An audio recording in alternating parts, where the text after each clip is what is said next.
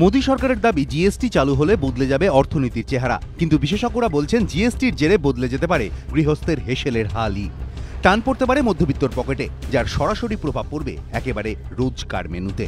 কারণ জিএসটি লাগু হলে বদলে যাবে বর্তমান কর কাঠামো। তার জেরে দাম বাড়তে পারে মুরগির মাংসের। শুধু কি চিকেন, মশলাপাতিকেও রেহাই দিচ্ছে না জিএসটি। আরও চড়া হতে পারে সর্ষের তেল, জিরে, হলুদ, ধনে, গোলমরিচ, বাদাম তেল, নারকেল তেল, তৈলবীজ। মহার্ঘ হতে পারে গ্যাস স্টোভ ও বার্নারও। রাতে শান্তিতে ঘুমানোর জন্যও আপনাকে বাড়তি কড়ি গুনতে হতে পারে, কারণ জিএসটির ফলে মশা তাড়ানোর যন্ত্র বা কয়েলের দাম বাড়তে পারে। জিএসটি চিন্তার কারণ হতে পারে কৃষকদের কাছেও, কারণ কীটনাশকেরও দাম বাড়ার সম্ভাবনা। তবে কয়েকটি ক্ষেত্রে সুখবরও বয়ে আনতে পারে জিএসটি।